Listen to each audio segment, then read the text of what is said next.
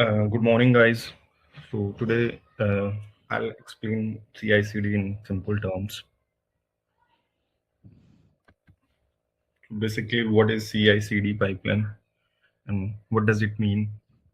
So CI/CD stands for, as we all know, that continuous integration and continuous delivery. And then there is another term, continuous deployment as well.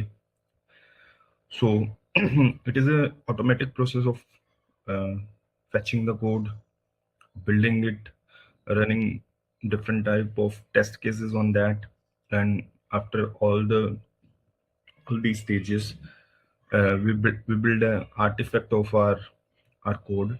So previously it was done by manually by humans, but right now this CI/CD pipelines automate the whole process, and it also ensures that the delivery of our application is fast and more reliable. So the next slide is about Jenkins. So Jenkins is basically a open source automation server which help us to automate the whole process of this testing, building, and deploying the application. And it is used to implement the CI/CD pipelines. So it supports pipeline as a code using their own language, Groovy DSL language. So we can write multiple stages. In those stages, we can write multiple steps to how to build, test, and deploy our application. So there is a vast another thing of about what makes Jenkins so powerful is it has a vast sort of plugin ecosystem. We can integrate Git, Docker, Kubernetes, and and AWS as well. And it is widely used in the enterprise environments where we want faster delivery and where newer versions are released on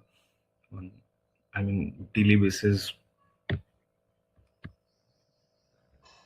So this slide is about the flow flow of Jenkins pipeline. So the first thing which we all know, that is the developer pushes their code from local to the remote Git repository in the GitHub, or there are another repositories as well. So Jenkins' first job is to, when there is a push on the repository, so it will automatically get triggered.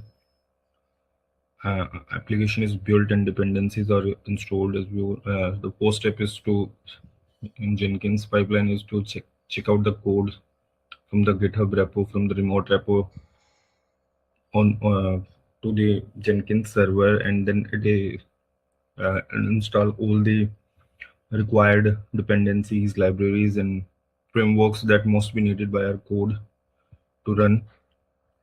So the next thing is automated tests are executed, and if we have placed a directory inside our code base for tests, so the second step is to run those tests, those unit tests, integration tests.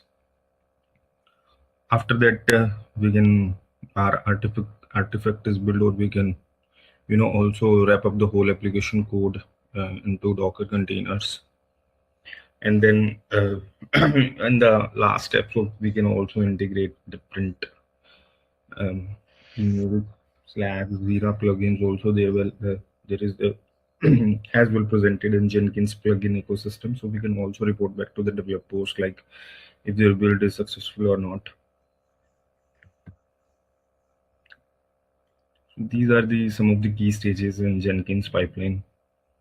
First thing, as I already discussed in previous slide, the code checkout from the distributed version control system. The next thing is that building the code. The third stage is the test stage, in which we test different kind of functionalities, if they are working or if they are responding back as expected. Then there are security or quality checks. Like we can check our code quality, and also we are deploying through Docker, so we can also check that the Docker image does not contain any kind of password leaks or anything confidential. So the last step is to deploy to staging or production and send notifications on success or failure. So these are some of the benefits of using Jenkins for CI/CD. The first thing is that it will, you know, make our process of software delivery much more faster, consistent and repeatable deployments. Like if we have, our developers push multiple times, so it can automatically build every time the developer pushes code to the GitHub. So no need of manual intervention in that. And early detection of bugs and failures, we can detect early, like if our code has some bugs or any kind of issues it contains. It improves the collaboration between teams, and we can easily integrate Jenkins with multiple cloud platforms. So these are some of the best practices we can, keep in mind when we are making this process using Jenkins. So the first thing is we must have to use the pipeline as a code format to make this process. We have to keep our pipelines simple and modular, like simple stage by stage execution. For credentials, we do not have to write the hard coded. We do not need to write direct credentials in the Jenkins pipeline. We must have to use Jenkins secrets, or we can also store the secrets in Jenkins credentials. We have always run these pipelines on cleaner environment.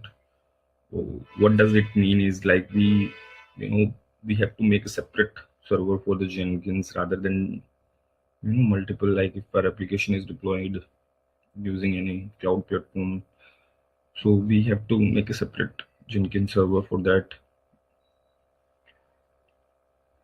And we have to monitor our pipeline performance and failures as well. And the last and the most important thing is we have to automate rollback for failed deployments. Like while building the code, if our pipeline got failed, then we have to roll back to the previous version so that the clients does not face any kind of downtime or anything else. Yeah, that's all. Thank you.